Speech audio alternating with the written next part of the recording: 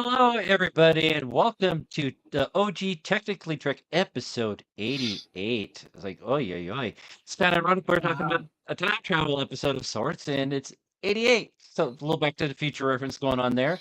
But I Yeah. am your humble host, Dave Prime. Over there is Captain Katie or Ditzy Witch. How are you doing, my dear? Just getting over a cold, so if I just randomly start sneezing, I do apologize to our Mm. viewers. Yeah, But now I'm it's alive.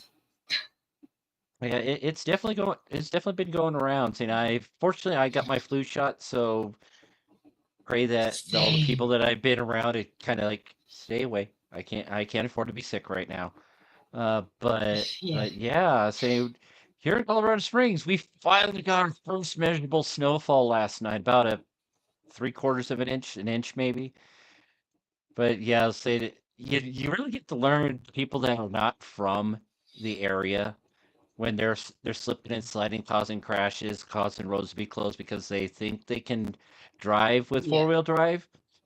Four-wheel drive does not equate to four-wheel stop because you're going to slip and slide like the next person. So Yeah.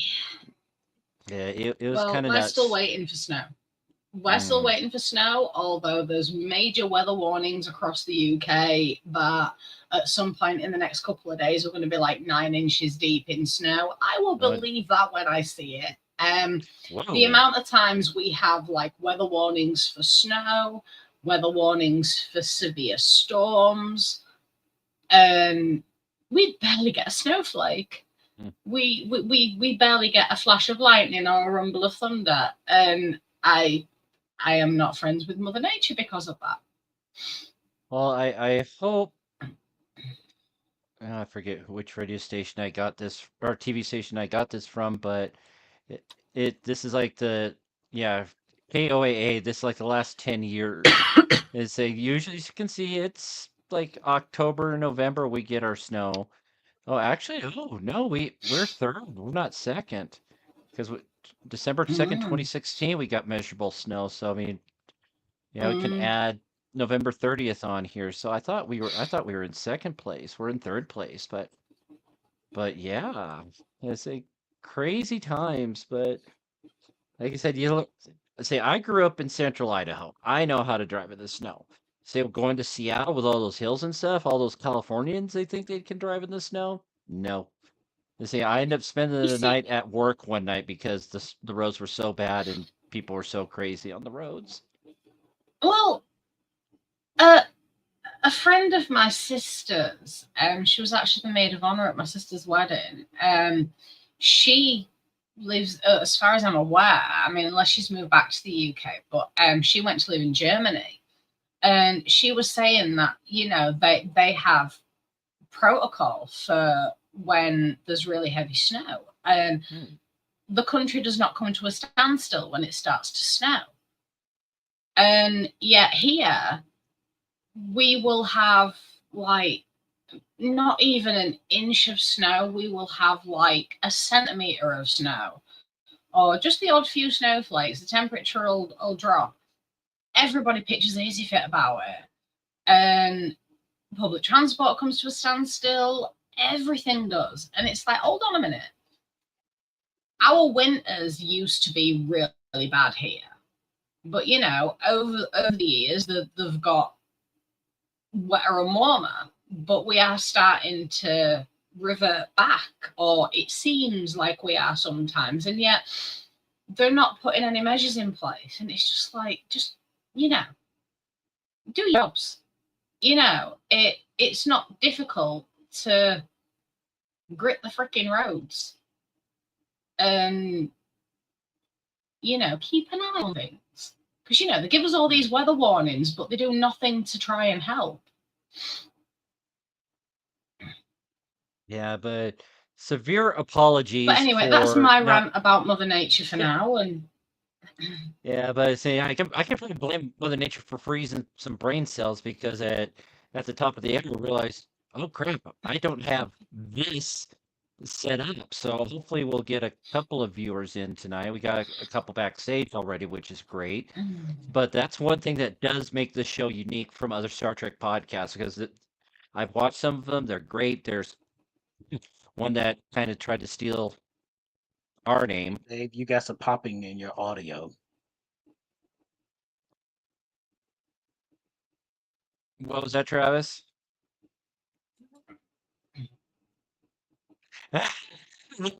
Go ahead and mute you. You got some popping in your audio. Yeah, but he's like, but that's what kind of makes this podcast great against the others is that we welcome and encourage live participation with the conversations. And saying you can be on camera, you can just have audio if you're a Yes. little camera shy. But yeah, come and check us out and see what happens. And saying, but one thing I do well, I got some news is saying I got to give a big shout out to our streaming partner Dubby. And say, what is Dubby, you may ask? It is an emerging brand of energy drinks created to help with concentration, focus, reaction time, and but you don't get the jitters or the crash that you get when you finish a regular caffeine like I'm doing right now, my Star Trek coffee mug. But yeah, W doesn't contain any maltodextrin, sugars, fillers, artificial colors, or dyes. Their mission statement is just to empower small and upcoming streamers such as ours, as here at Technically Trek, by working alongside us and assisting with us trying to get this to grow a little bit.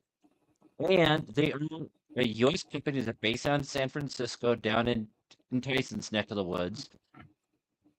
But but yeah, say you get some great little kickers and things like that. And I am actually finally getting it. Grandpa's denture water. I am going to try it Oh, live. Where I'm going to open it and try it live right here on the show when it gets here. It should hopefully be here by next week. But I also got the s'mores flavor because I mean, just you mix it with milk. Say why not? Give it a shot. Give it a try. Say they gave a really good deal for the streamers, for the partners to get it. But yeah, if you go to their website w.gg and use the code TechTrek TEKTREK, you get 10% off your non-bundled orders that they have on there. And it's saying so you can try that Grandpa's Stencher water. It is a limited release. Once it's gone, it's probably going to be gone. And it's saying the s'mores, it sounds like that was pretty popular, so that's going to be in there for a while. But they also got other drinks like let me just get it pulled up here again. I thought I had it. Oh yeah, Galaxy Grenade, Big Energy Tears, Purple Dub Sauce. Yeah, see some great flavors, but they partner with the anime series Solo Leveling and Chainsaw Man, so they got some unique flavors tied into those, and those are things that you can't get a discount because of the agreement that they have with them. But yeah, try them out. Yeah, I'm sure you'll like it.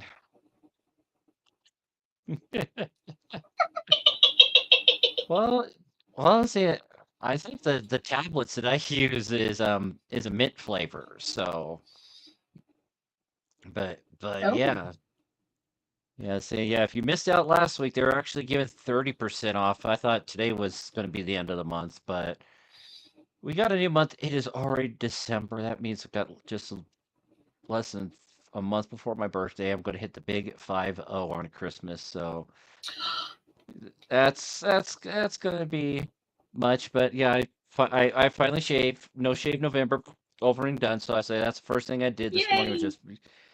just trim it down. Didn't realize how bad it was getting, but then I said, you know what, I'm going to get the ears lowered as well, so I'm all prim and proper for tonight. And you know what? I As do this every year. I send you a Christmas card, but I don't mhm, send you a birthday card, and I don't wish you a happy birthday in your Christmas card. And it's I okay. know it's your birthday, but you've got a present this year as well, so that makes up Well, for it. well, thank you, my dear. And we just lost Travis. Um, but yeah, tonight I figured that since we did a bit of a two-part technically trick talking about Star Trek Generations, we're going to talk about a two-part episode times Arrow. It's saying they weren't originally going to make season 5 cliffhanger, but they kind of talked it out and figured that yeah, let's do another cliffhanger because with DS9 going in full swing and all that, it had something to do along those lines. But for right now, I am going to bring our other folks from backstage up to the front. How's it going, guys? Yay! Hey, Hello. Hey, hello, everybody. Phil, it's good to What? see you again. It's been a long Yeah. time. Yes, we've missed you. so happy to finally be back. I really miss doing this. Thank you. Oh yeah, We have missed you absolutely. so much, my darling. Right. I love your shirt or This top is- or jumper or I was whatever getting it ready to is. say I that love about it. this shirt. I have had this for ages. This is so 80s because it actually came from the 80s. Yes.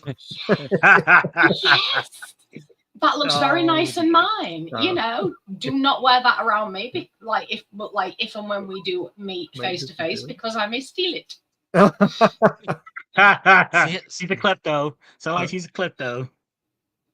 Oh yeah, I think Cassie will be quite happy that I want to steal other people's clothes other than his.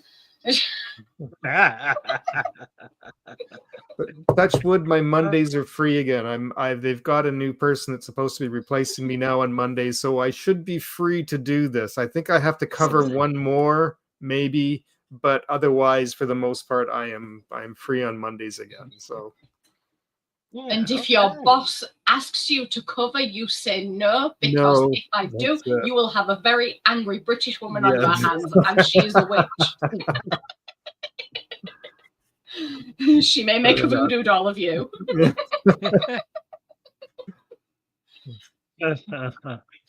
But no, it really is so good to have you back, Phil. Oh, it really thank is. you. We Yeah, I appreciate appreciate it. it.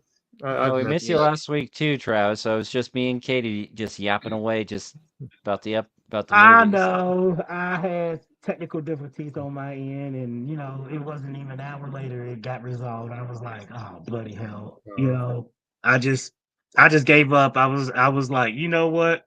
I'm gonna fall asleep anyway. That's right. Yeah, see, your computer froze when you tried to reboot it. So were you able to figure out what was going on with it, or? I just let it die. I just unplugged it and then let it run until it died, and then after it died, I plugged it back in and poof.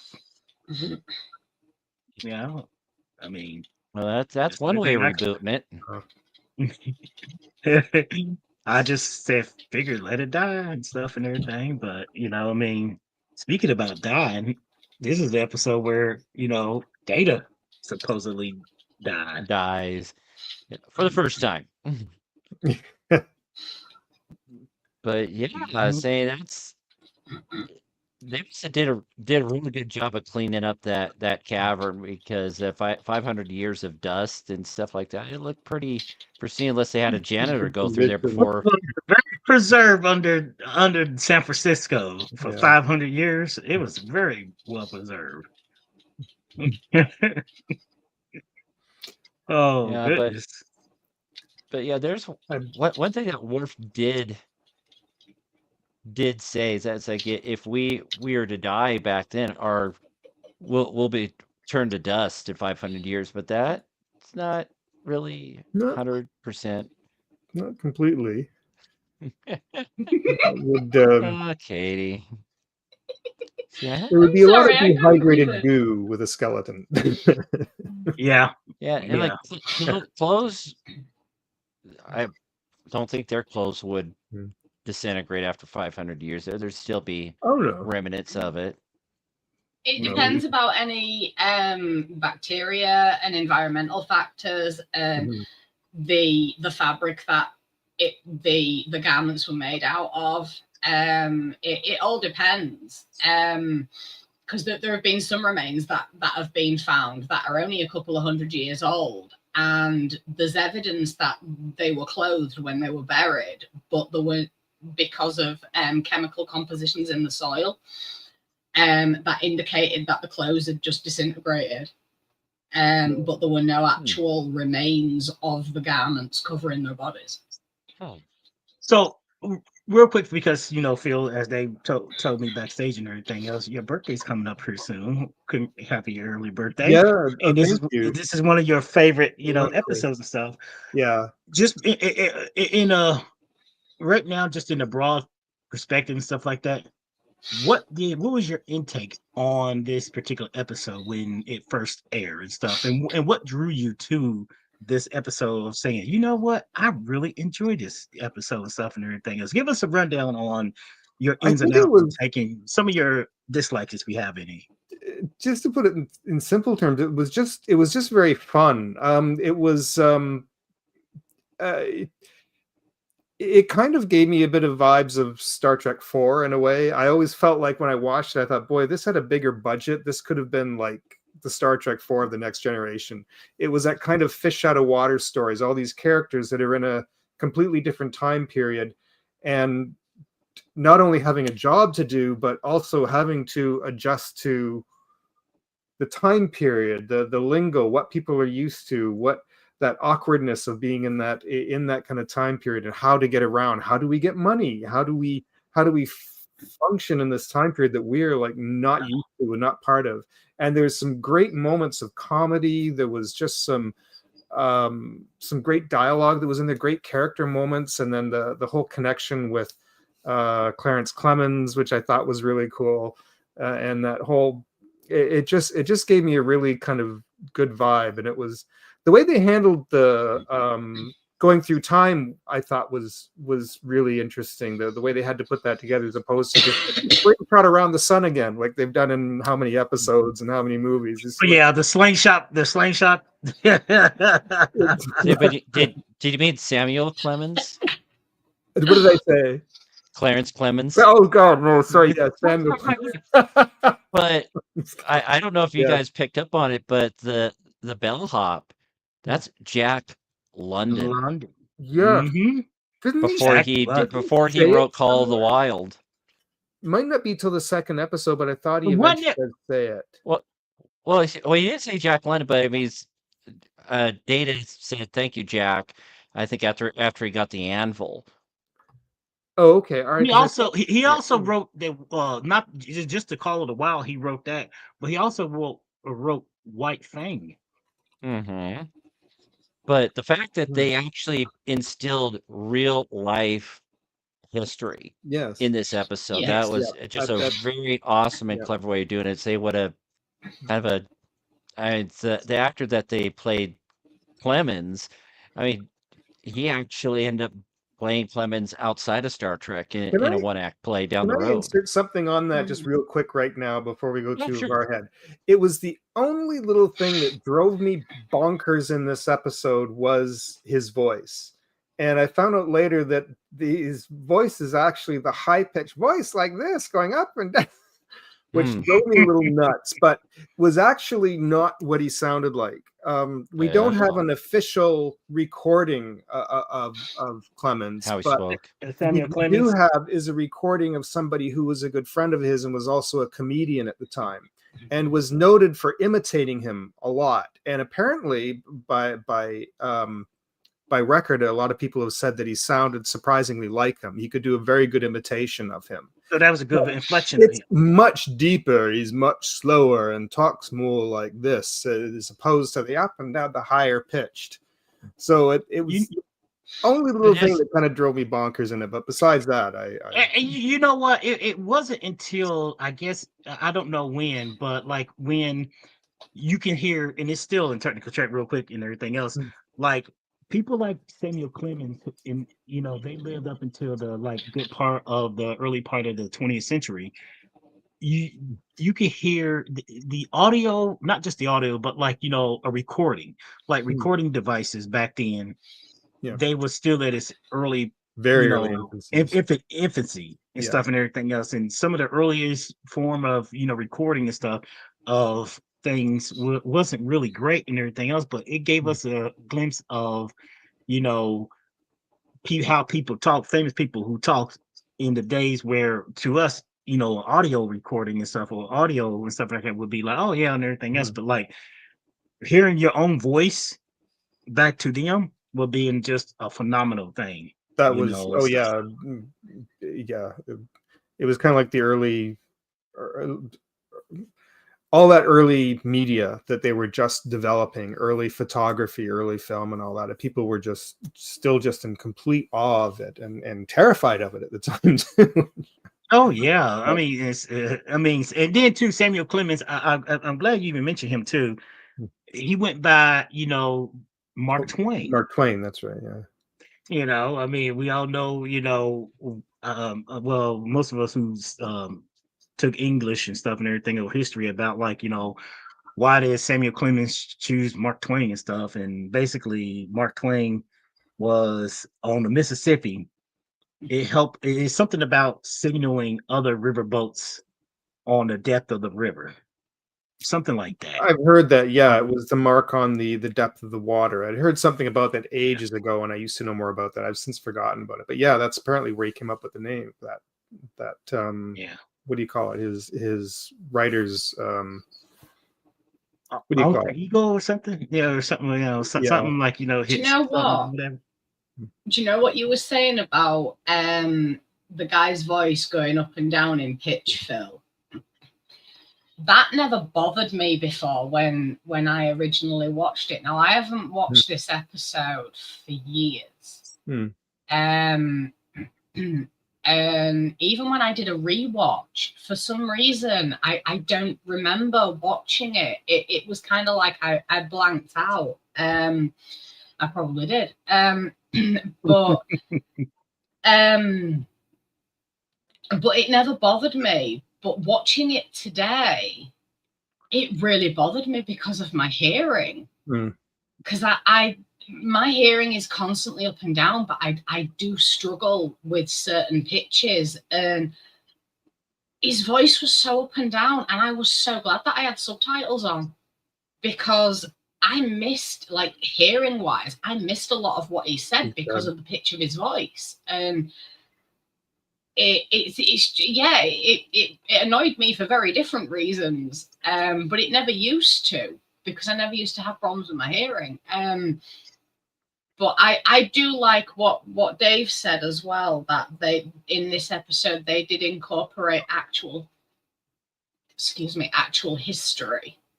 And that is one thing that I do like about Trek when it comes to the time travel, like back in time. They do try to be quite accurate, or as accurate as possible. And it was really nice to see it in this episode. I mean, I'd actually forgotten how abruptly this episode ended. I was only saying to Dave earlier, but I really do love that era. And I mean, what date was it? Was it 1893? 1893. Yeah, 1893. I mean, in comparison to a lot of places in the world,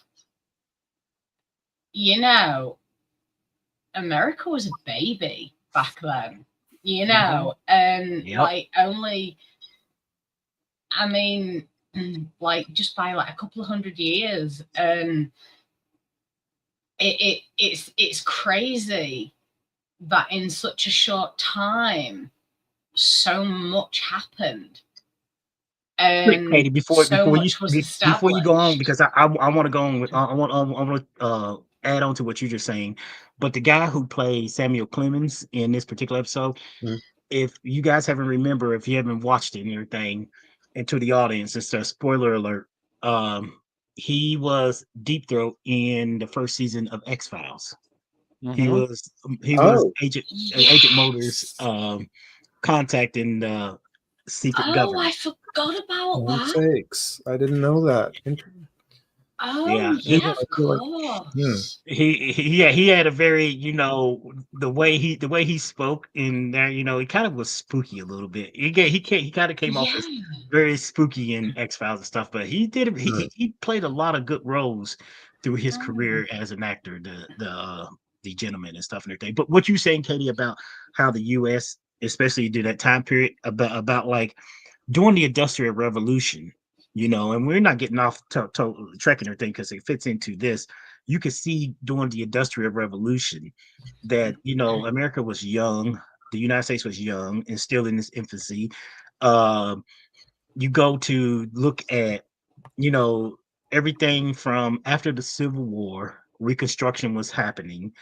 and a lot of Yeah. things was coming about in the United States and stuff. And then when you start getting into, as Dave pointed out, it was 1893. This particular episode, the World's Fair was taking place, I think, a year later, or year before, in Chicago, the Chicago World Fair, where Nikola Tesla displayed, his AC, you know, electric and stuff and everything else, and electricity was coming about and stuff. It was so new. People was very, very skeptical of it, but like Nikola Tesla showed that electricity could be used in such a way that it can replace the oil lamps and stuff and everything else, and that's why, I guess oh, what's his name? Rockefeller, John D. Rockefeller was not for, electricity. He wanted people with the kerosene and stuff and everything. And then also too, you heard Jack London.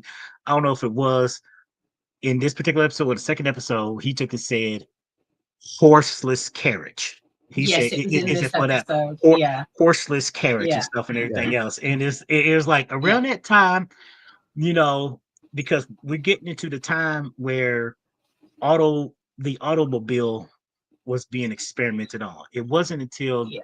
in switching over to the new century when you got Henry Ford here in the US and stuff, and others was trying to perfect the automobile and everything else and stuff.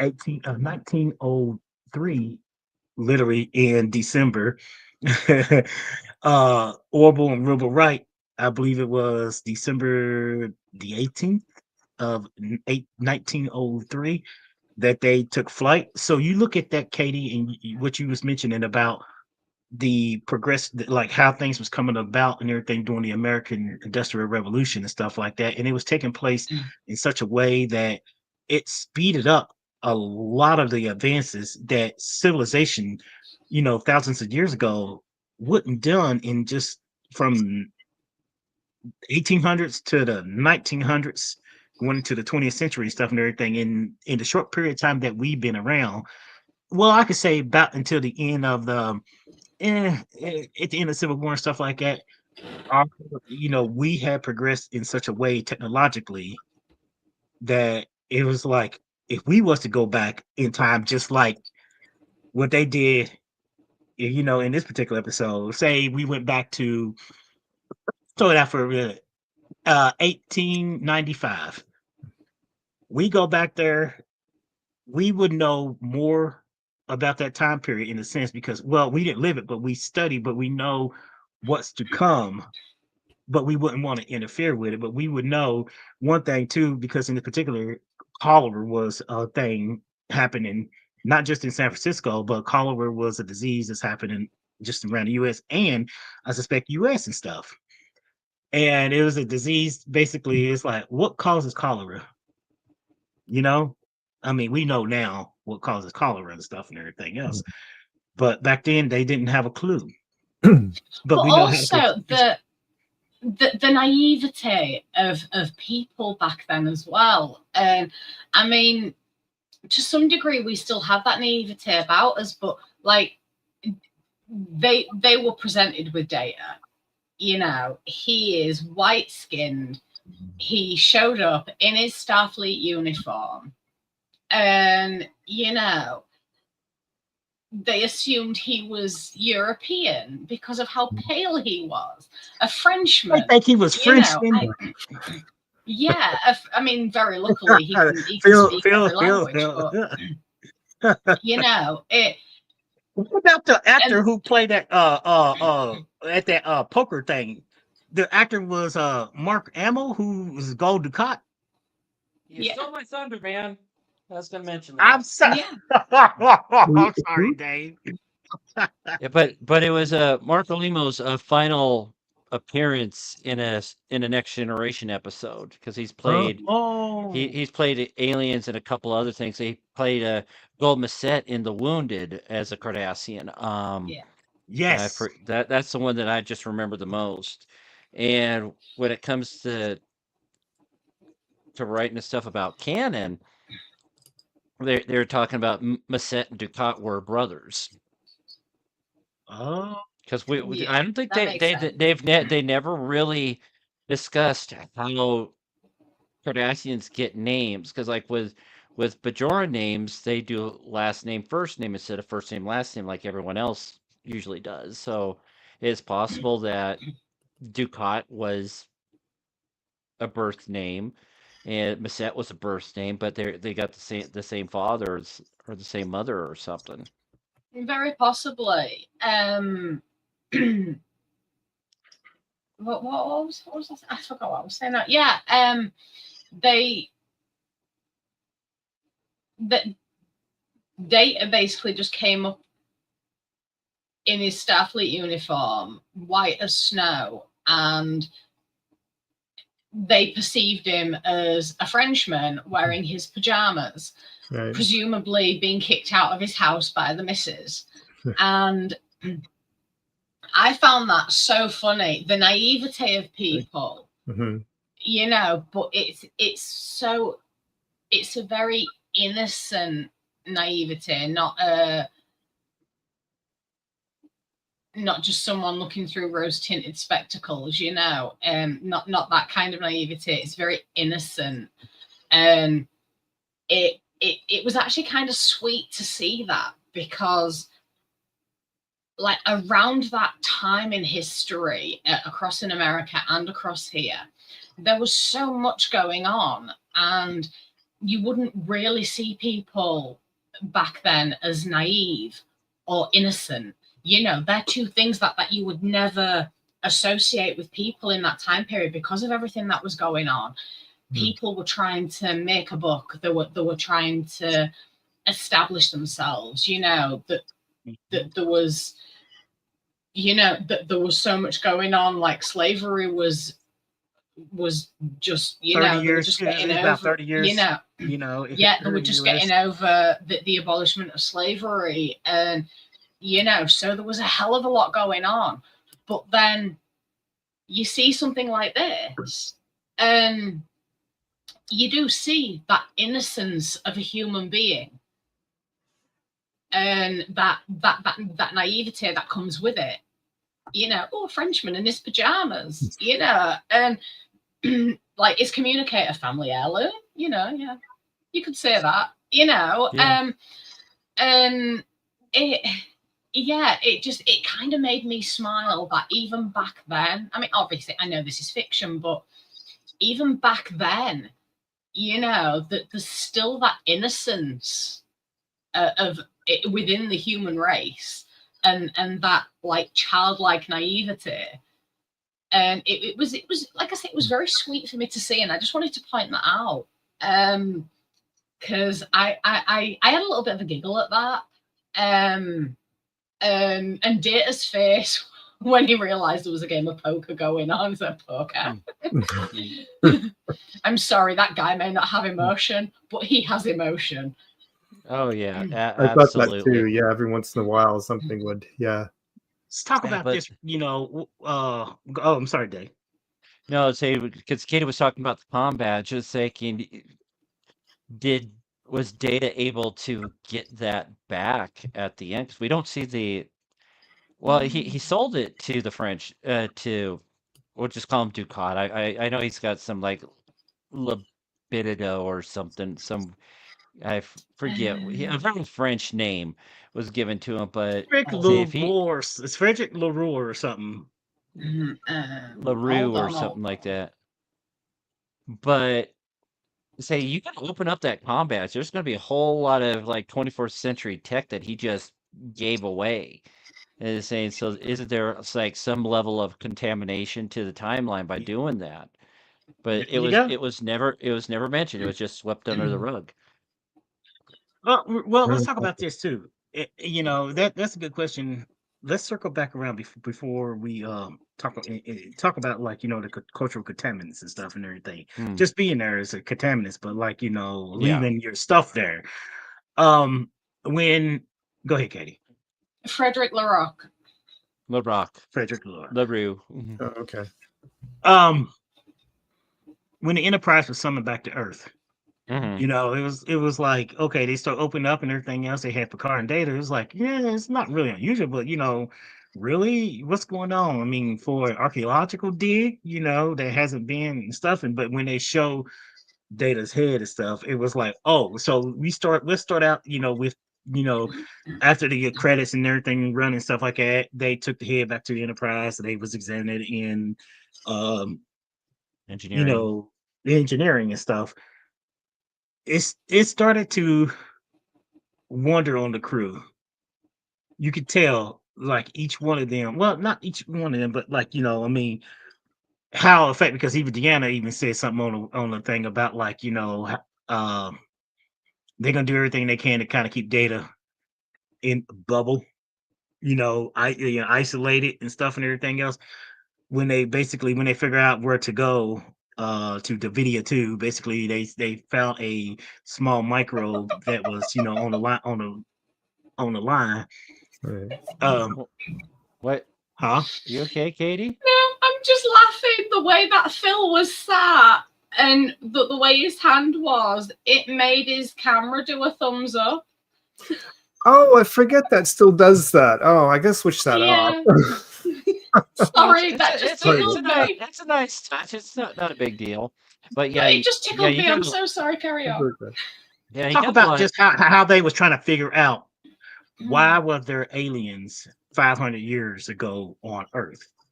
And it's like it never appeared in the historical data, in the historical, database context or anything. records. So, when they started doing their, investigated, research and stuff and everything else, and they were like, oh, it was so funny that Data, after, people talked about, like, Data and Picard trying to keep him on the Enterprise, and he's not joining the away team on the planet and stuff and everything else. They actually needed him because he had, a face discriminator built inside, built inside him, that actually will shift him into the phase of the alien so he can actually see and stuff and everything else, which I thought that was really neat. I was like, that was a really neat thing, and stuff, and there, about how, we know it's like, obviously the if you know time, it's going to happen no matter how much you think you try to, it's going to occur. It had occurred, it will occur. It's not there's no cheating around it and stuff and everything else. The fact that, Data was able to get transported back to, 1893, San Francisco on Earth. Now that was a pretty big jump and everything else, because they was on another planet, and they not only transported from another planet, but transported through time and space.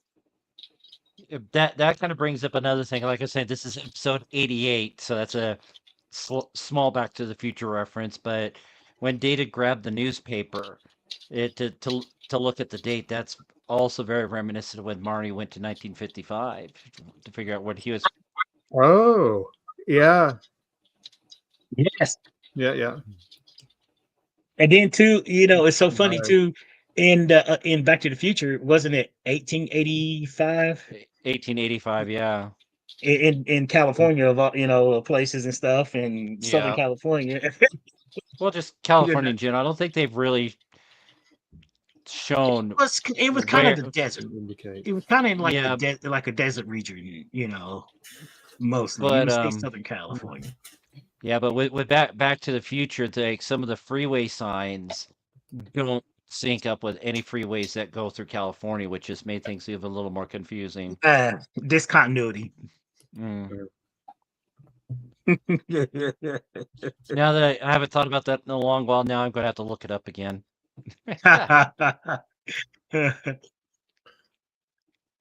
you found out when and how your life will end, how do you think you would process that information? Yeah, that is a good philosophical question, Katie. I personally, I don't know how I'd handle it. It was Saying, like, oh my God. Processing it, that would be, there'd be questions like, how did I die? Did I die by natural means? Did I die due to murder or something like that? And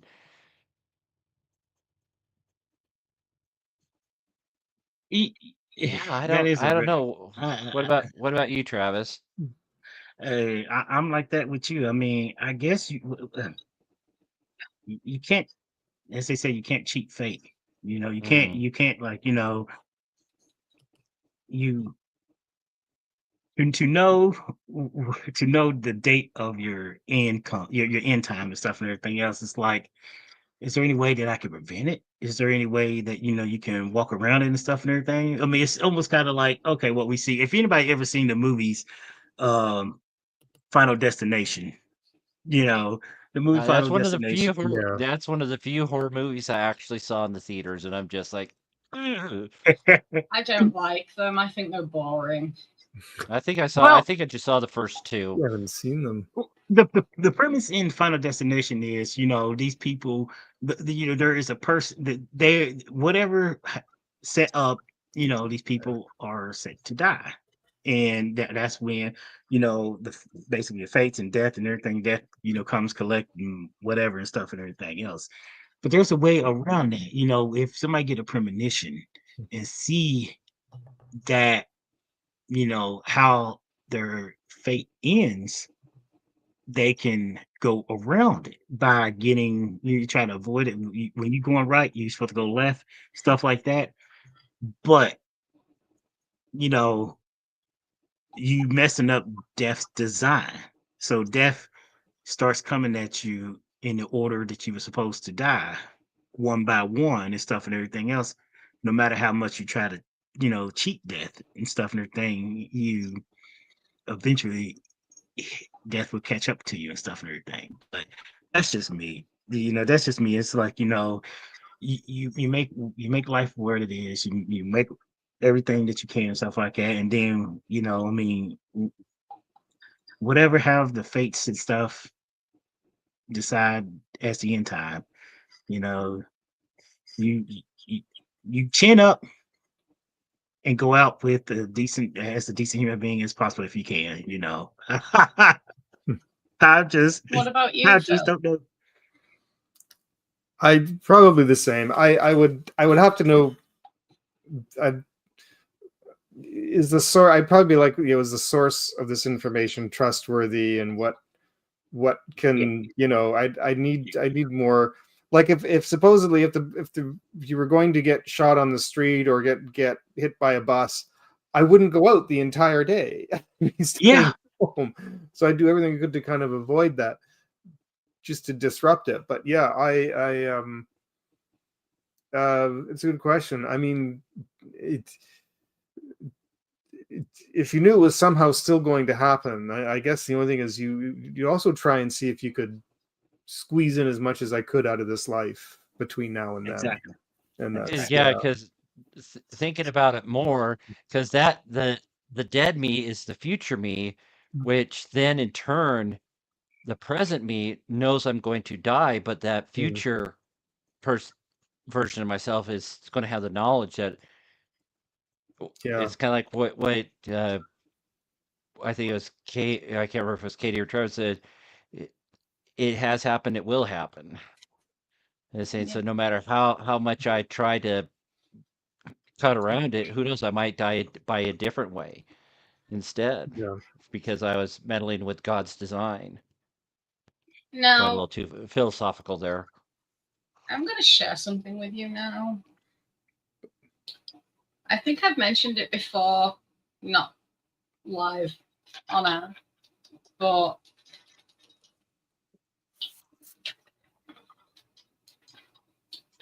I was told many years ago that I would not live beyond my 42nd year.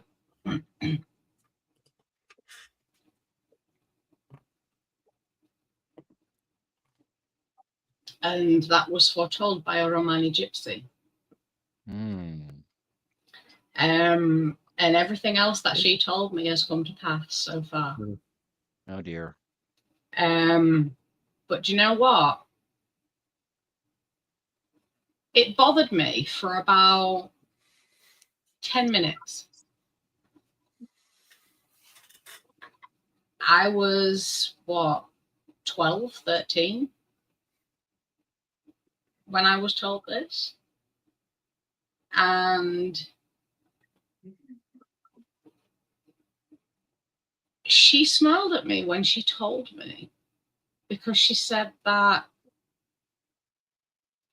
it's not written in stone, but the likelihood of it happening is the odds are not in my favor. And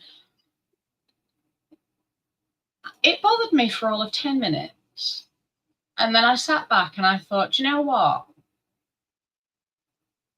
I don't know whether I believe her or not. And over the years, I thought, you know what? I do believe her. However, it's not written in stone. And to some degree, we cannot escape fate. We can't. And I am a very big believer in que sera, sera. What will be, will be. Everything happens in its own time. Everything happens for a reason. And everything happens the way it is supposed to happen. And if that's, you know, if that's how it is for me, that's how it is for me. However, I don't see that as that's it. You know, I'm, as much as I am a believer in what will be, I'm also a very big believer in we forge our own path and we forge our own destiny. I have, the path I've taken through life has been full of very sharp corners, a lot of twists and turns, a lot of potholes, a lot of barriers. And the amount of times I've been told that I can't do something and I've gone out and done it because, you know, I had a bit of a bitchy moment and a haha, I will show you, you know, and I've done those things, and I'm hoping that, you know, I have a lot more years left to give, because, you know, if I ain't gonna see 33 at 43, even 33, I'm taking years off myself there. You know, there are still things I want to do, and they are achievable in that time. And the biggest thing I want to do is hop across the pond, and I will do that. And, you know, however, you know, I know that it's not going to be a smooth journey to be able to get that, yay, I can go. But if it's meant to be, it's meant to be. If it's not, it's not. I hope it is meant to be, because, you know, I'm very much heading in that direction. But life scares me more than death.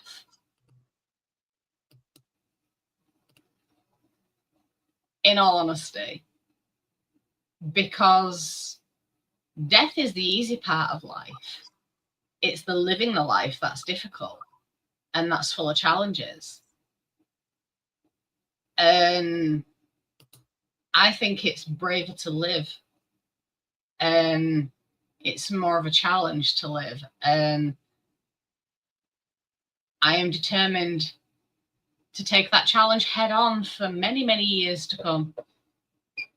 And I'm actually more scared of the people around me leaving me than me leaving them, if that makes any sense at all. Yeah. Yeah, it's the way you were speaking about that, Katie, is like what was me and my 18 months of sobriety. It's just like, say, life has been different for me without alcohol, and there's been challenges where it's just like I still want that drink every now and then when life really starts throwing lemons at me. I always like to tweak that little saying, if life gives you lemons, make lemonade. Old me would be making limoncello out of those lemons. But also, I have another spin on it. If life gives you lemons, catch them and throw them right back. That works too. With a flourish, Yeah. See, I suck at throwing. That's why I was never an athlete, but I was a hell of a sports writer.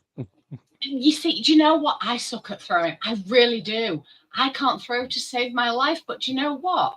I catch those lemons and I throw them back with pizzazz, and it makes life a bit more sparkly. And I throw them back full. I don't just throw them back though. I cover them in glitter and then I throw them back because that, my dear, is karma. Lemon glitter. So, so guys, real quick, I want go ahead. No, I said we're still talking strong. We're kind of keeping the topic along what's going on with this episode, but I do have Zoomy Katie. Zoomy Katie, I want to talk about this. So, did anybody notice too in this particular episode? It was called at that time. I don't know if it's called today. Is the San Francisco Registry, and Data saw a familiar face. He was just startled, and it's a face that we already knew, but and he knew that it was like really. At that time, she was known as Madame Guinan. Yeah. And we actually, this is the first time we got to know just how old she really is, her true age. Well, around her true age, according to sources, she was born somewhere before the 19th or 18th century.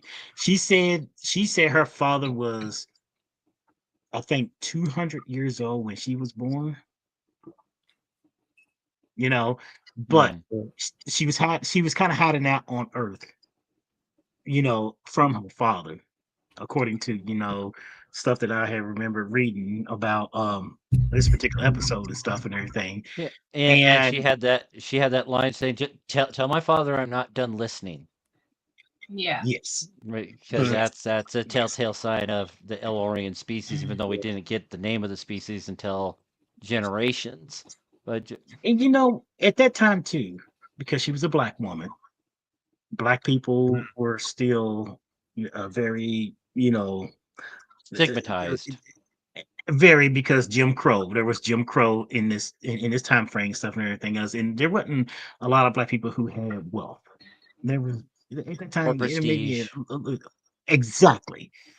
She was well taught, well spoken, well mannered, and in this social setting and stuff and everything else, she was well respected and stuff. Now Samuel Clemens, she even said to Data, Samuel Clemens had been known to follow her or spy on her and everything else. I'm like, I wonder how accurate that was with Samuel Clemens back in the days and stuff like that. Did they really just put that in there just for this character and stuff and everything? Or was there stories about him, kind of spying on people and stuff and everything else? Because he was eavesdropping and stuff and everything. Yeah. But that's just one of the little things that I remember too about like how Samuel Clemens got involved in this whole thing and stuff. And because when Data arrived at the, little soiree and they was talking, he took and said, "We served on the Enterprise." He just kept just saying stuff. It's like, Data, you just blurting out things like, a starship. He said, "What kind of registry is that?" And stuff. I was like, "Oh no, Dave, don't say stuff like that." Yeah, say, but I mean, Guinan picked up on it, so she realized that he is definitely from the future. She's like, "Oh, yeah, okay, yeah.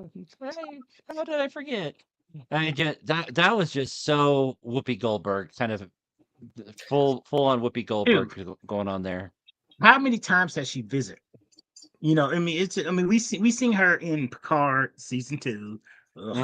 That threw a wrench into everything. But it's like, we know she was on Enterprise B.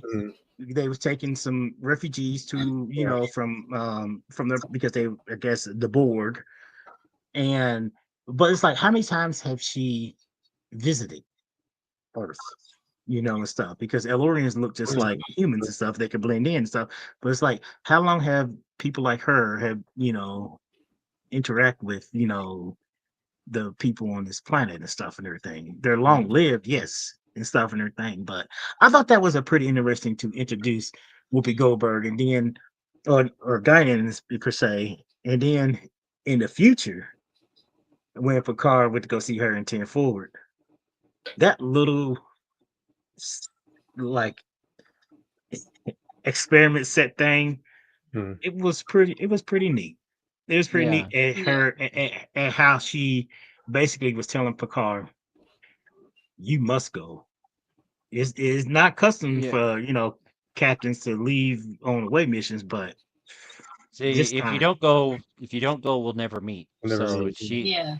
because I mean, she knew that he was in the past, but I mean, and of course, yeah, with the Nexus, I mean, they are kind of, and with yesterday's Enterprise, they're attuned to changes to the timeline and stuff. Yes. So I mean, and she was able to keep her trap shut for centuries until she actually met Picard, and then she was able not to mention a word to him about their actual first encounter until after it I feel like happened. she understands the dynamic of time The new uh, the time travel nuances. and stuff Yep. and everything. Yes, and then too about the her species, her and Q. I heard very Mhm. bad theories about that Yeah. and stuff like that, but it's like just Great heavens. what really went on between her and Q. I mean, he called her an imp, and it's like that's a whole totally another subject of hair and stuff like that. But that right there shows you that it's like she was not really spooked by Q. She was like annoyed and agitated when she saw him. Mhm. But sticking to this subject ahead, go ahead, guys. I'm sorry. Yeah, One no, little thing I also a tiny little thing I also picked up on too in regards to Guinan, I kind of took Nona, was also that she also played her slightly differently because she is younger, and I sort of picked up on that a little more this time, that she played her with a little more life and a little more energy, like a young teenager, early 20s, as opposed to somebody who's more calm and refined. She's kind of has a little more youthfulness to her, and I noticed that she kind of incorporated that into her behavior and the way she played that part. But just some little thing I sort of picked up on when I was watching it. Go ahead, Katie. There is something that I wanted to mention, and it's just rewinding a little bit.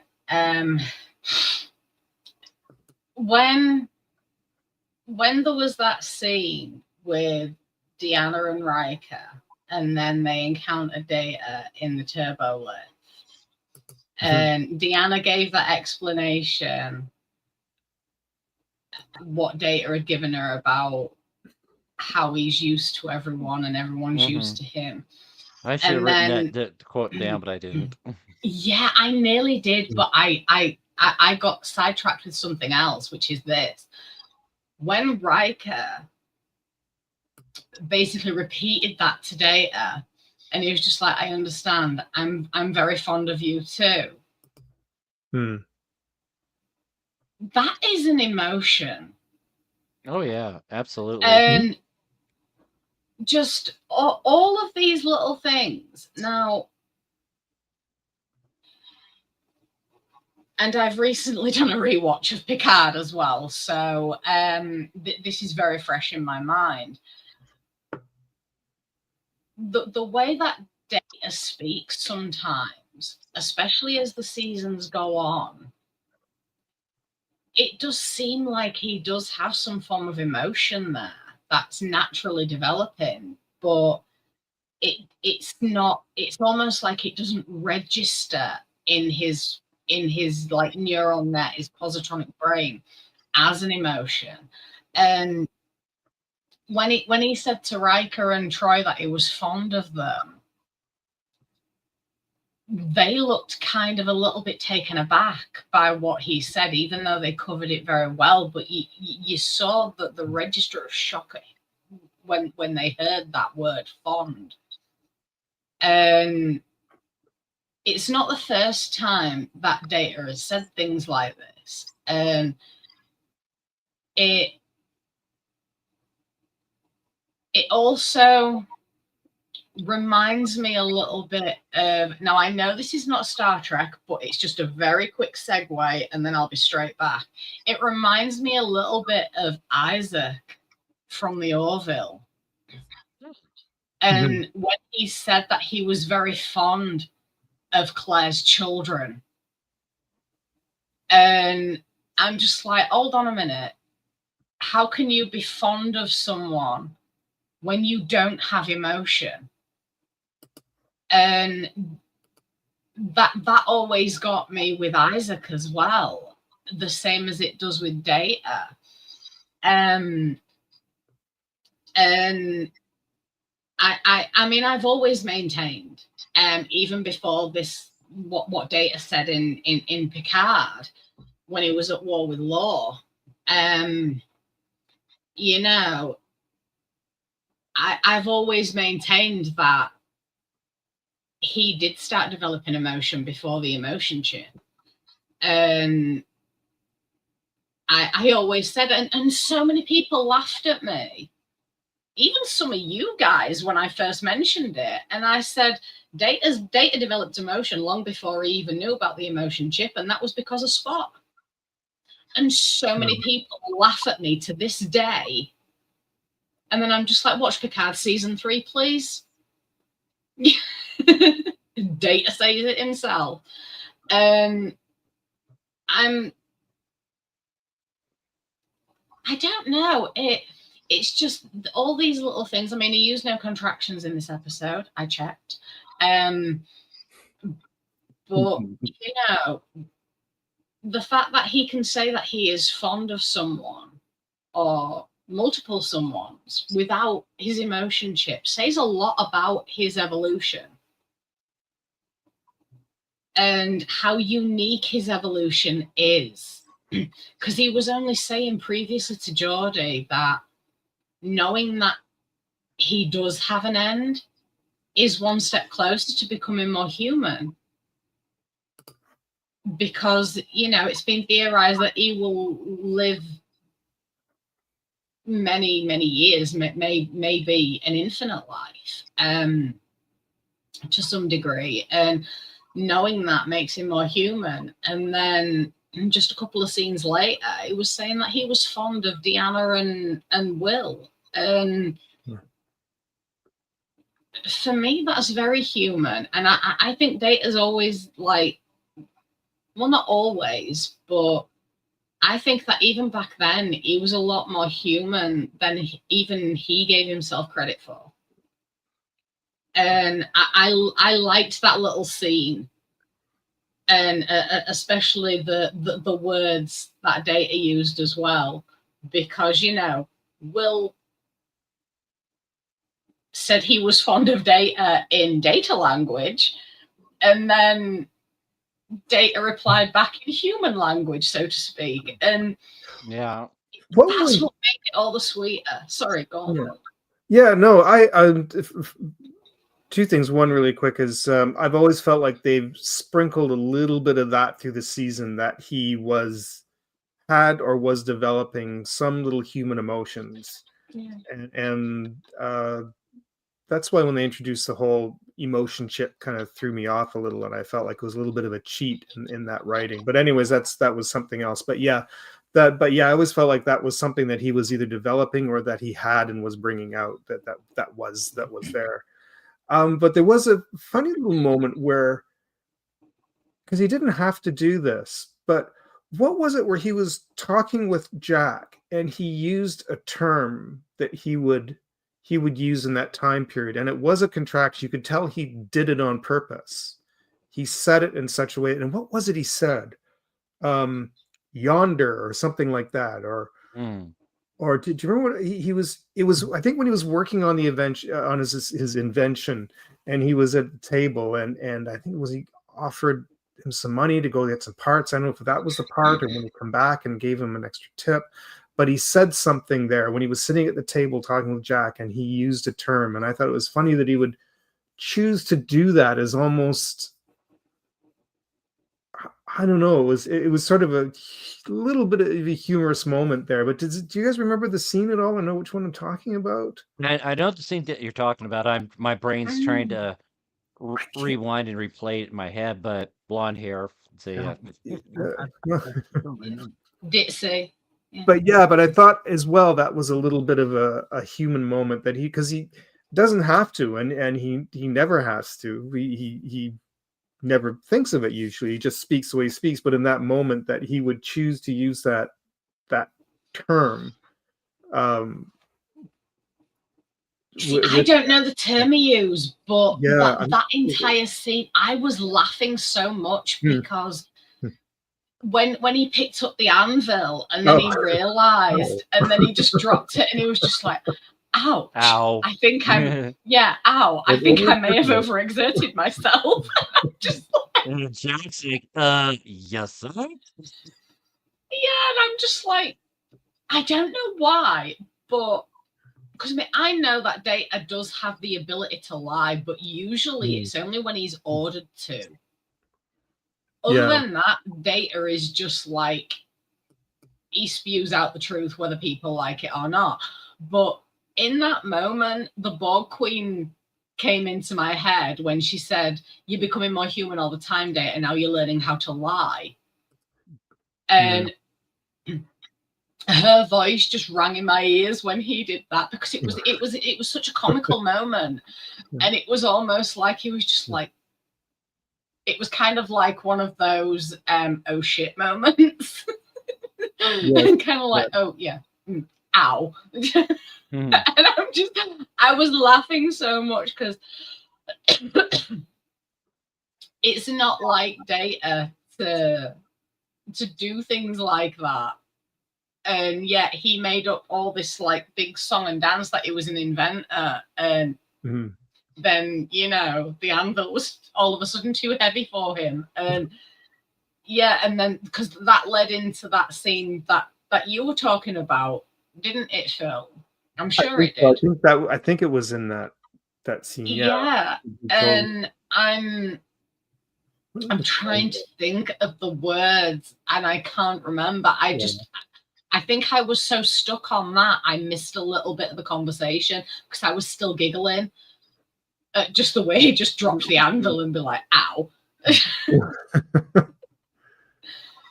Can I throw this out real quick because I know everybody got a quarter about and stuff. Can we take the appreciation that they actually used a set that looked like an old Western American, like absolutely got that too. I really thought the location and stuff and everything. It was like they went on. The thing was they was on a studios a lot or whatever, but it's still the location that they chose and stuff made it feel like, oh wow, they really went.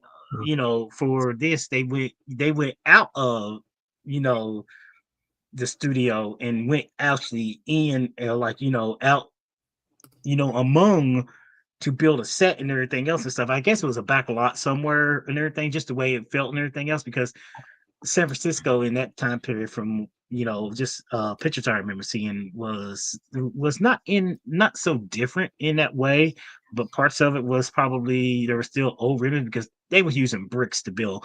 They were building brick buildings and all kind of stuff and everything else. But the way it was set up and everything else, it was like, oh, okay. And then no, that happened in the second episode too and everything. I was going to talk about the earthquake because there was a famous earthquake. I don't know if Katie or Phil, but the earthquake of 19 in the 1900s.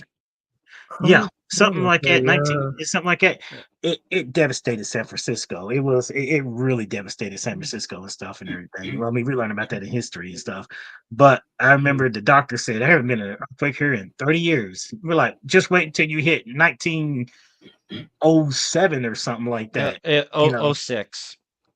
06. I was off. 1906. I was off by a couple of years. You were off by a year, but you were closer. But you didn't. You went over, so you lose. Sorry.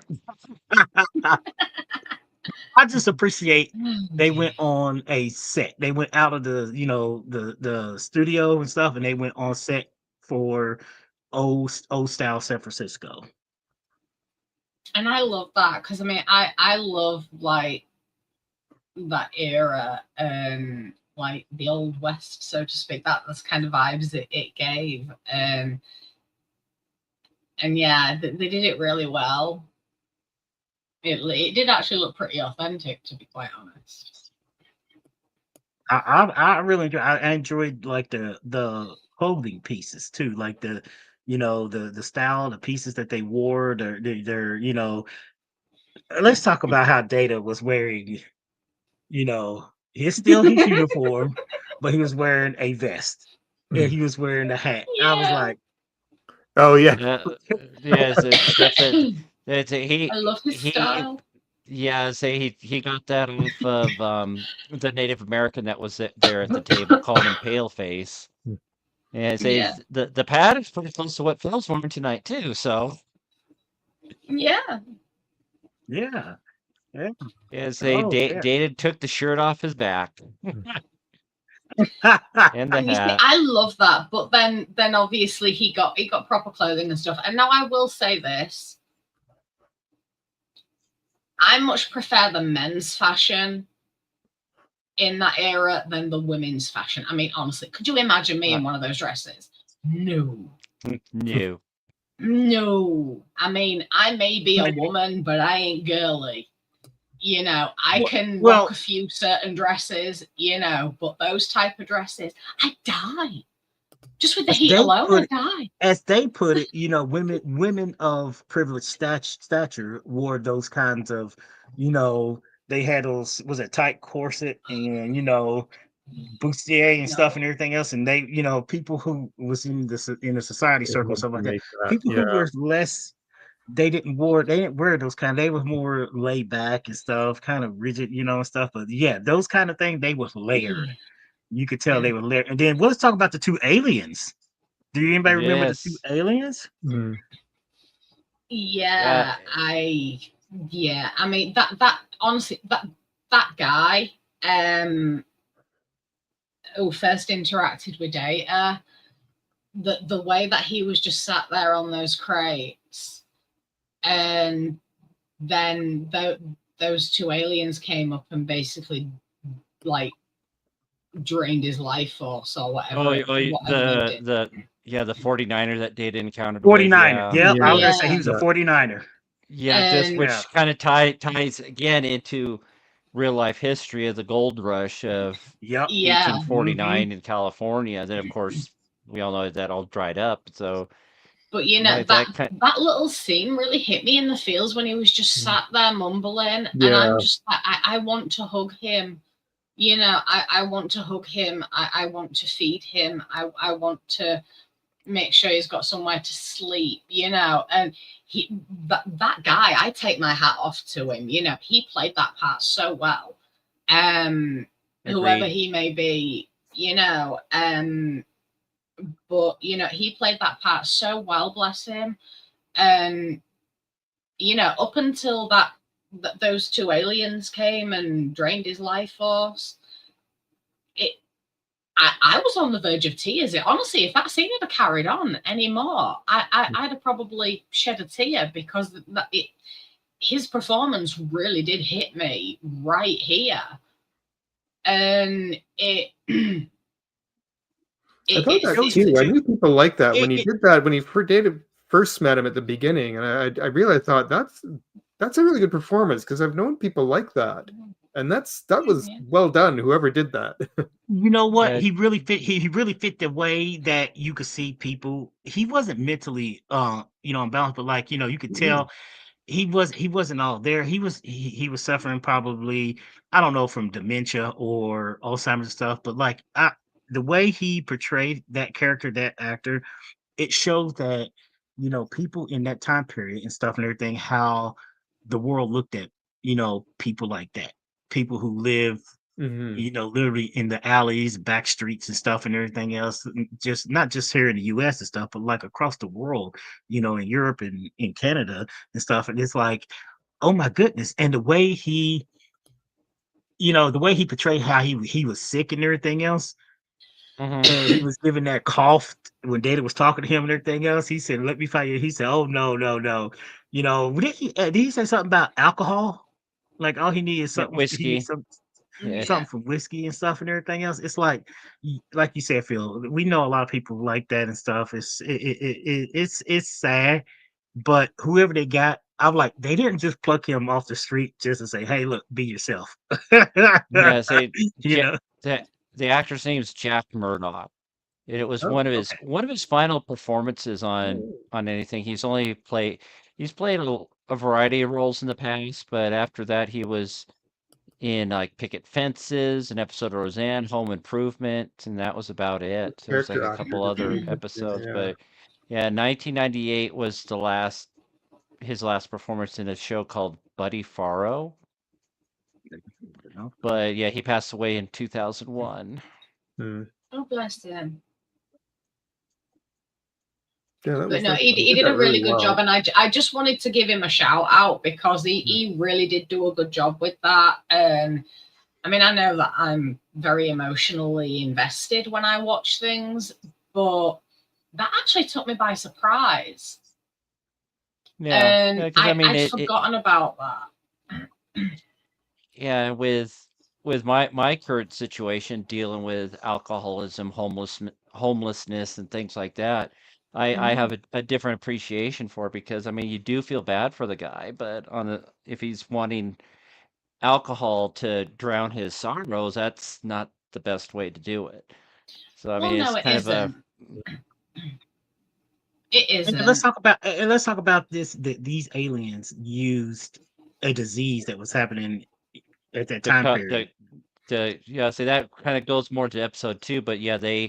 specifically picked that time period because of the cholera outbreak and because technology wasn't that advanced. They say, oh, they just died from the cholera.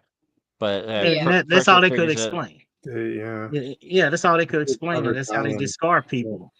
You know, I mean, you look, and we look at our history stuff like that. That's what they did. You know, people who died of typhoid, cholera, you know, stuff like that. I mean, it was, you know, I mean, if you wasn't claimed by anybody, I mean, here in the U.S., you would be buried in like a wooden unmarked box, grave. an unmarked grave somewhere. And that puppet snake on the staff. I had to laugh. The amphibian.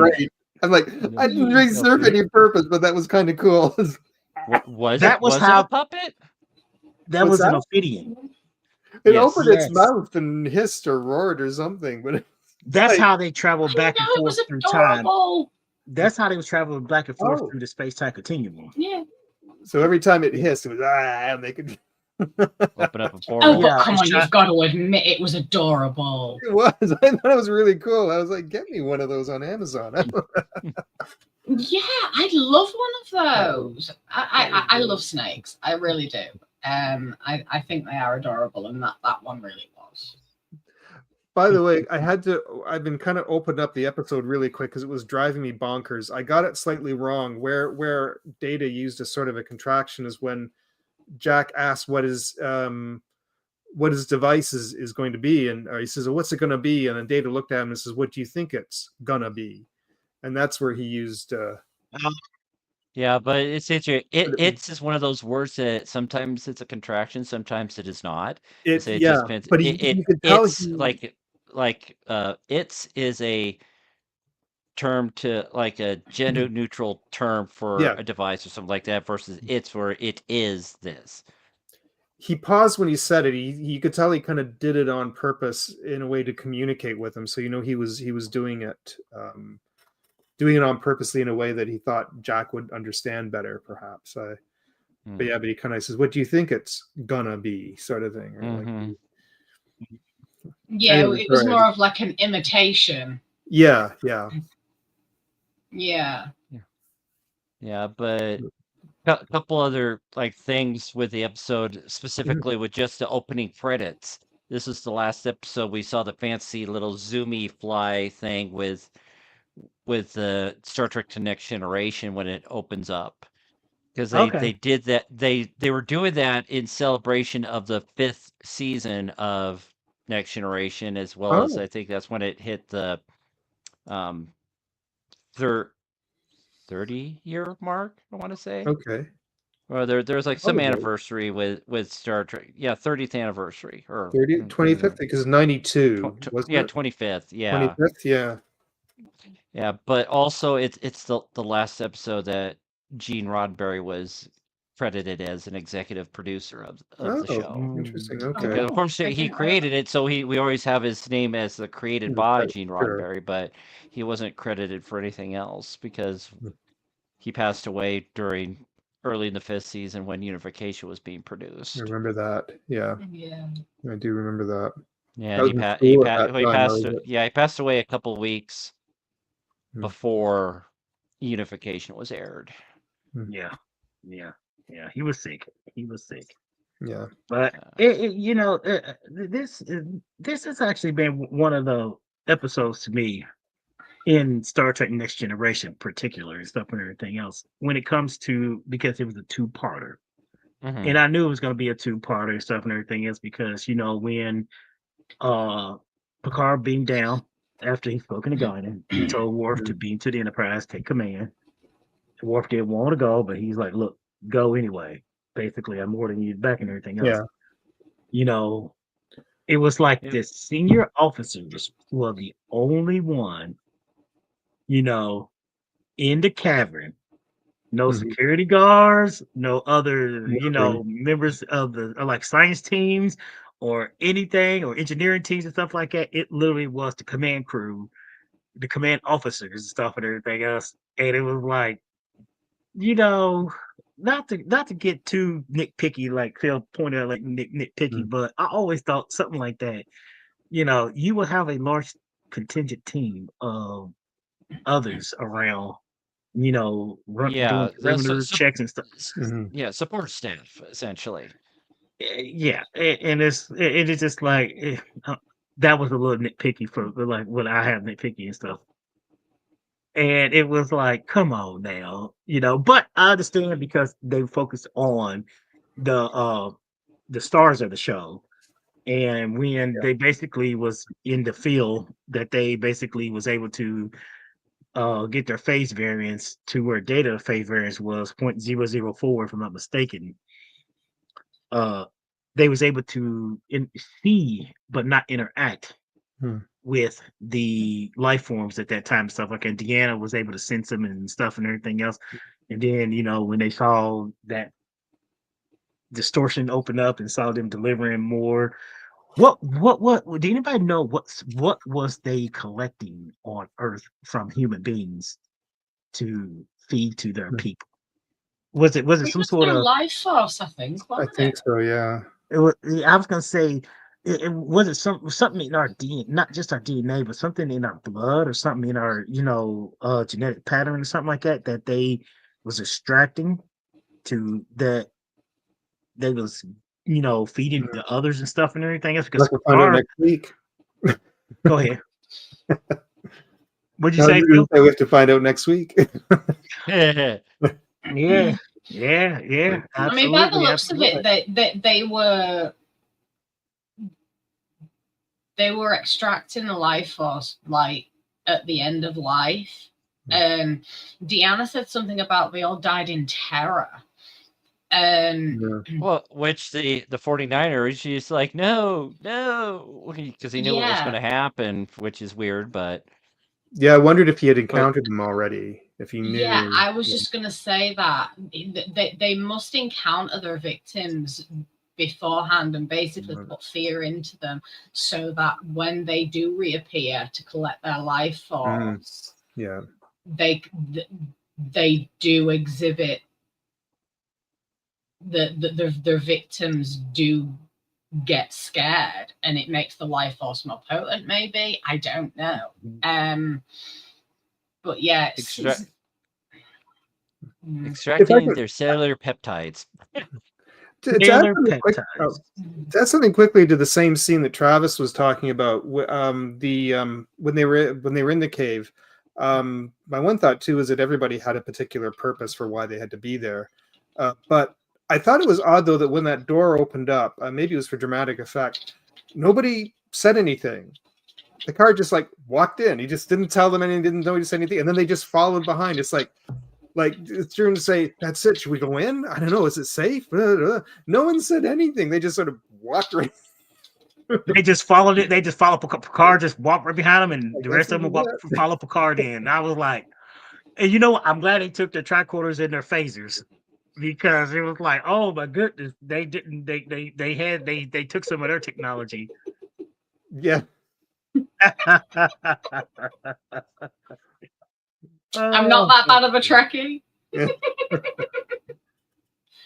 But yeah, this is a fun. This always been a fun episode. I remember, Yeah, because it was like, oh man, I gotta wait for us. You know, back then when like me and Dave, we had to wait the entire summertime. And the whole summer, We had to wait. They did it like, to us again.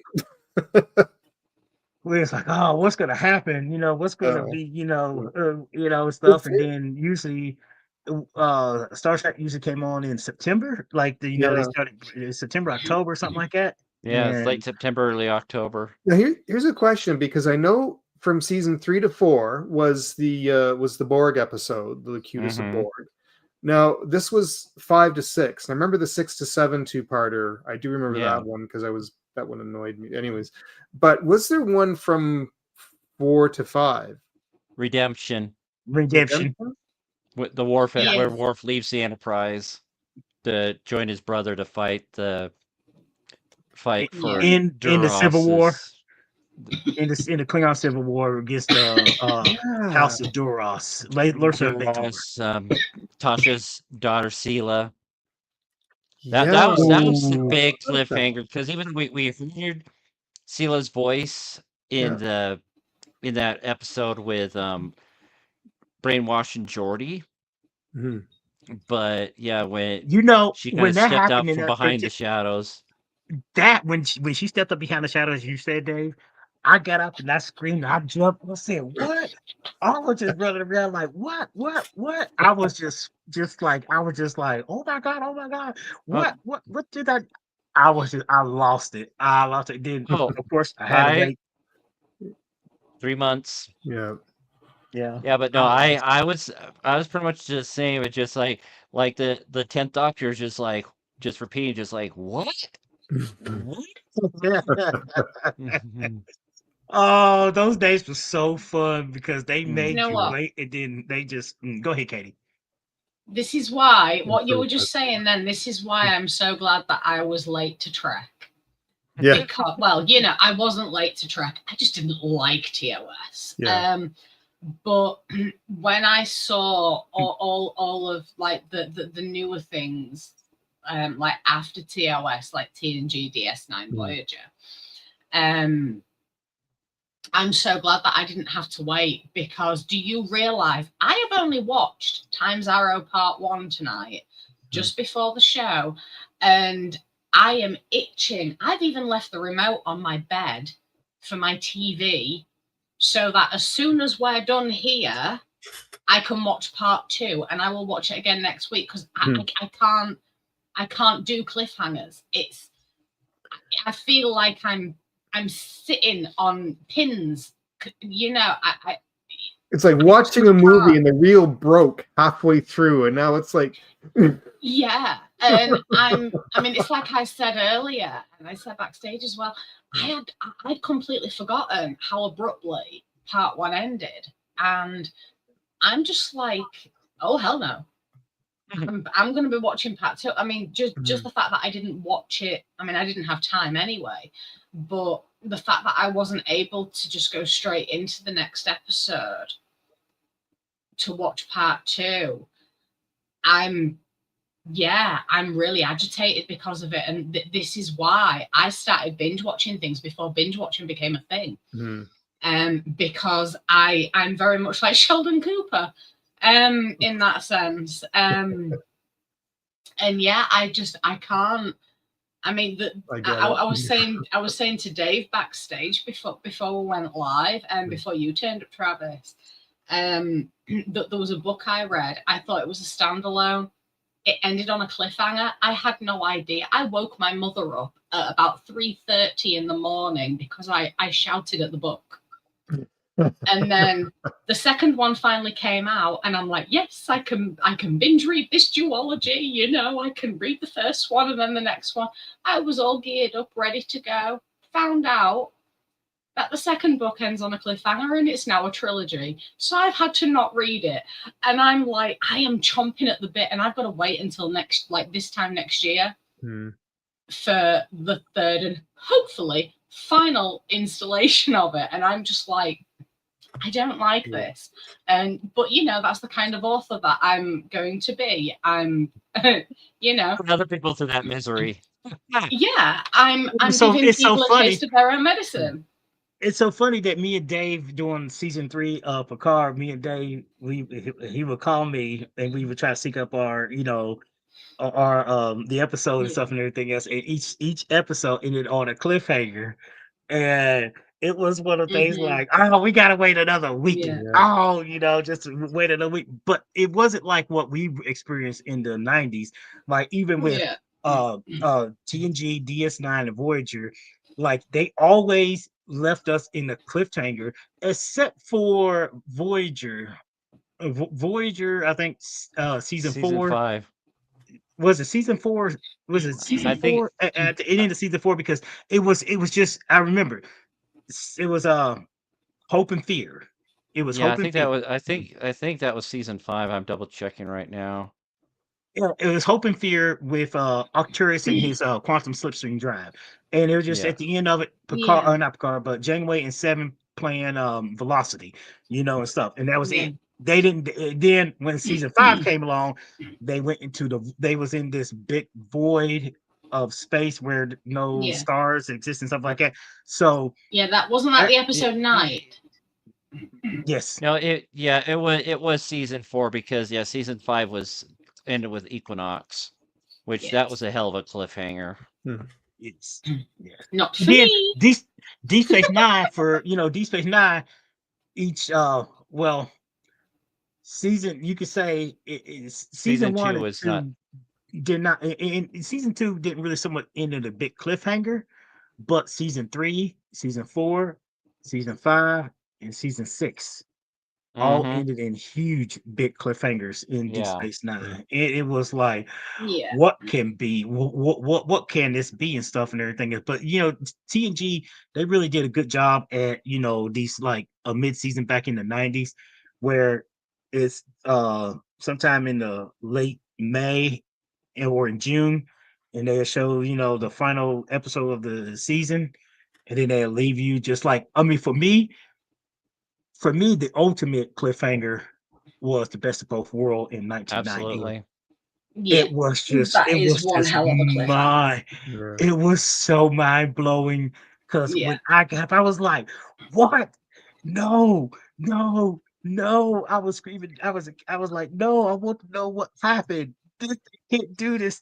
They can't do this. And I was just like, my father said, boy, calm your butt down in there, because he heard me screaming and stuff. But it was just so funny. When I watched that, I mean, I had the rest of it. Because I think it was on Netflix. And I struggled to not go straight into the second part of Best of Both Worlds. I started like the intro, and then I paused it. I ran to the bathroom, then ran to the kitchen, grabbed a snack, made myself a cup of tea, because I drank tea at the time, and then ran back into the living room and pressed play. And I had some crisps and some chocolate, and I think I managed to make myself a sandwich as well. But all the time I was like bouncing on the balls of my feet. And I was just like, oh my God. And I mean, luckily, I was in the house on my own. Well, minus the dogs. Honestly, my dogs were going, they were going insane at me because they wondered what the hell was going on. But I was like making myself a cup of tea. At the time, I had sugar in my drink. But I had sugar in my cup, in my cups of tea. I got sugar everywhere because I was so jittery. And I was just like, oh my God. And I was like proper flapping. And that was only like 5 minutes. There is no way in hell that I would have survived a full summer or however long, We did, or did a we, year. Oh, Phil? We did. I We wouldn't. did. We Yeah, survived. We I survived wouldn't. it. And I was gonna say, as Gen Xers, we kind of had to live with that.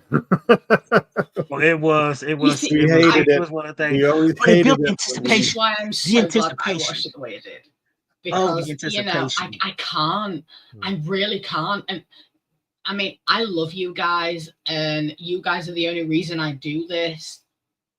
But like when season 5 of Discovery was on, and the final season of Lower Decks, and then season 3 of Strange New Worlds, generally speaking, I would have waited and avoided all the spoilers because I'm a master at that now. I would have waited until the full season aired, and then I would just binge watch it. But obviously, because of doing Technically Trek, I didn't have that luxury, and I was having to watch the episode every week, and I struggled so much. I really did, and I'm actually dreading Starfleet Academy coming out as much as I'm looking forward to it. But I'm like more strange new worlds, and you know, I'm dreading that because I do not like that feeling of having to. It is literally. It feels like I've got ants under my skin, and it makes me feel really unsettled. And that's the only reason why I questioned being co-host of Technically Trek, because I said to Dave, Dave, I said, I can't watch shit like that. And he's like, what do you mean? I said, I can't watch things episode by episode, one a week. I said, I've got to watch it all. And that's what he's I just like, said. well, Yeah, you're Travis gonna have pointed out to. that's something we just in Phil say we grew up with that. Say I think many. you see, I grew up like that as I well. like it. You know, but I don't know. It must be something like with my mental health or like my OCD or something playing a part in that. Because I am just unable to do that now. I will. I refuse to watch things now. Like I won't watch Stargate Universe because it ends on a cliffhanger. I stopped watching Warrior Nun because it ends on a cliffhanger. I stopped watching so many things because they ended on a cliffhanger, and I'm just like, as much as I love them, they're things that they're things that I won't go back and watch because they end on cliffhangers, and it's like my brain doesn't compute. I'm a Gen Xer, and I've been spoiled. I'm not even watching what is it, the Stranger Things yet, because apparently they only dropped the first 4 episodes. I'm waiting till the whole thing's up. Yeah, I've seen the first 4 episodes. January. I see. See, Katie, the thing about that is me and Cassie was talking last week. He's telling me that through trade and outlets and stuff, I think it's going to be an extenuation of all the 3 Stargates and stuff and everything else.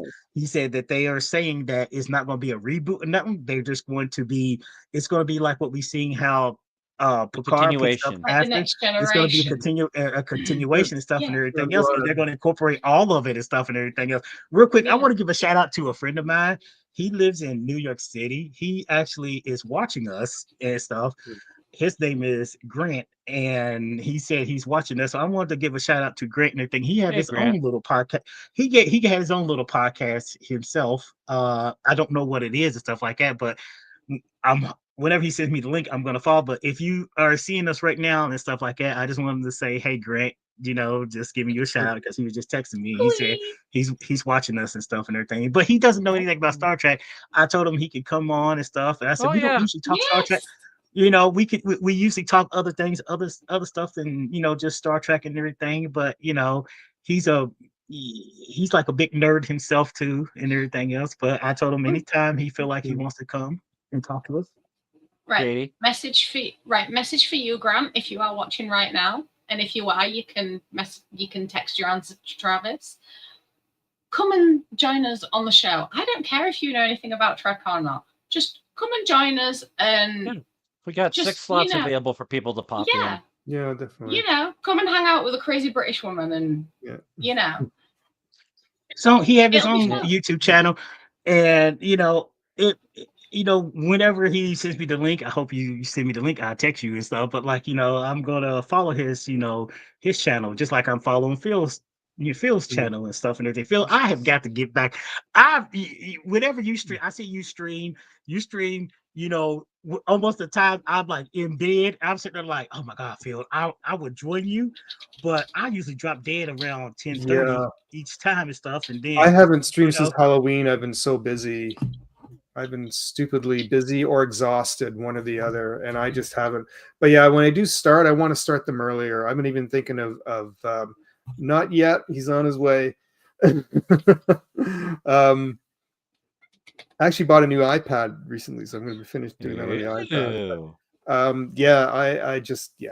But I do want to start them, do some day streams, and I need to find time slots where more people can actually watch. So, but yes, things are coming.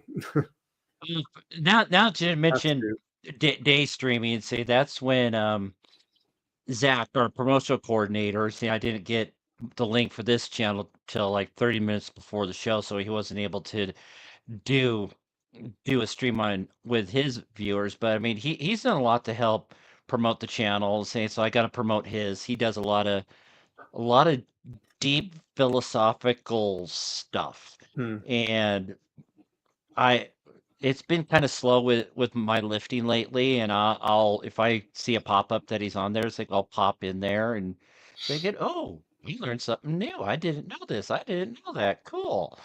And so, but yeah, the Legacy Right, I should put a link to his channel in my description, but for at least tonight, if the link below will get you to the StreamYard, that'll allow you to pop in live with us. So, but yeah, next week, Zach, we'll be putting your link in the description below as well for people to follow your stuff. And we love ours next Mondays.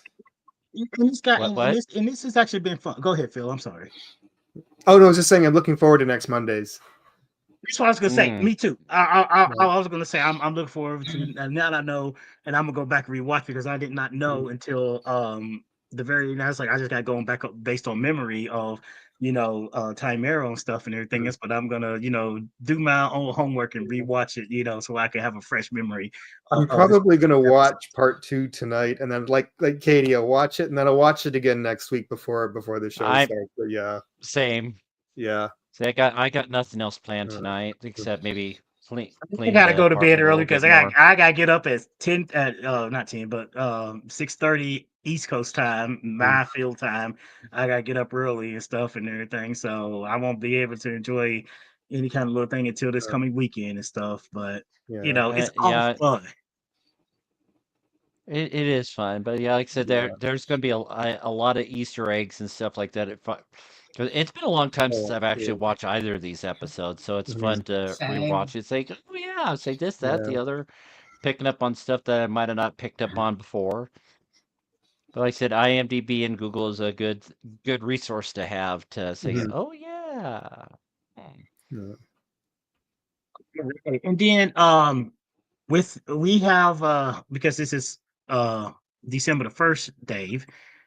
We have next week we have Time Arrow on the 15th and the 22nd and the 29th. Do you have anything coming up in the next any kind of thing for us, for any of our watchers or viewers to get ready on? Saying I've been I haven't talked to him lately, but Manu Interior Egypt from Star Trek Voyager, a friend of all of ours, and I have had the privilege to be able to hang out with him because he's moved from LA up here to Colorado Springs. He will be joining us to discuss the episode, The Imperfection, I believe is the name of that episode, where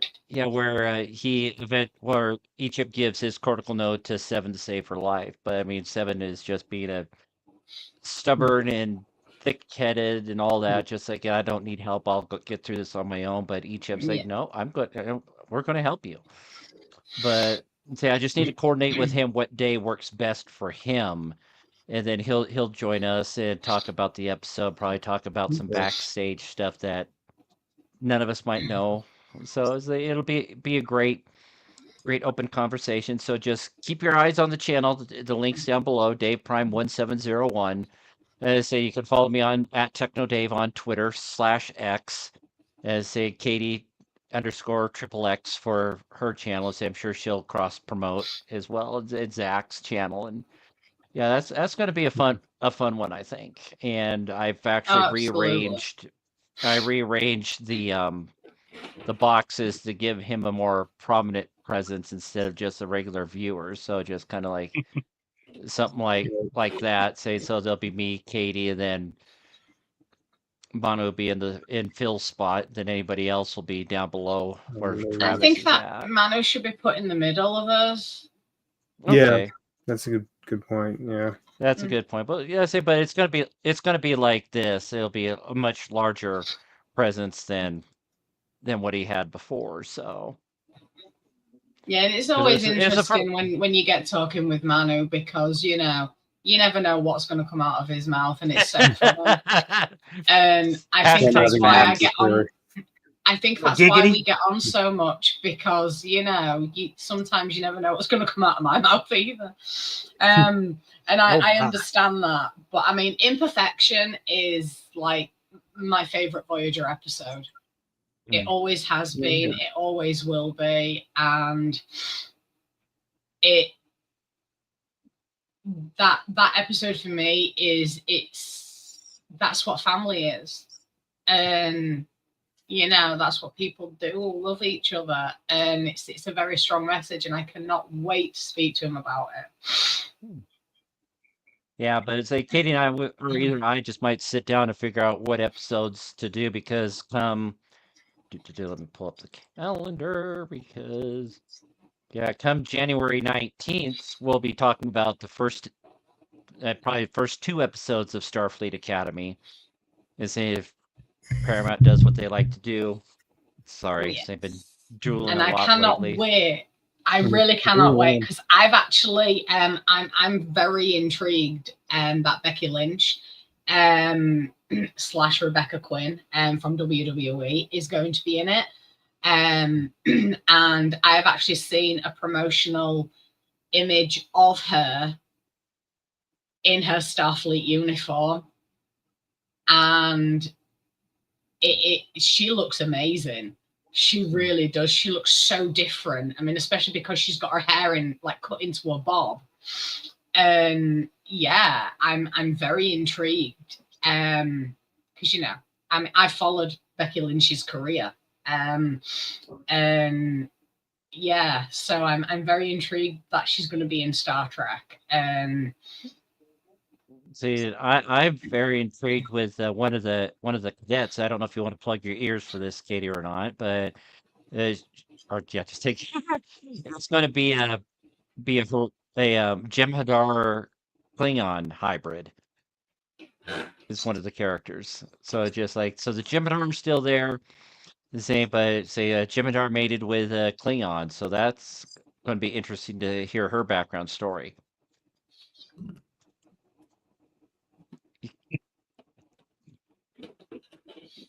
Okay, we're done with that part, Katie. Alrighty, guys.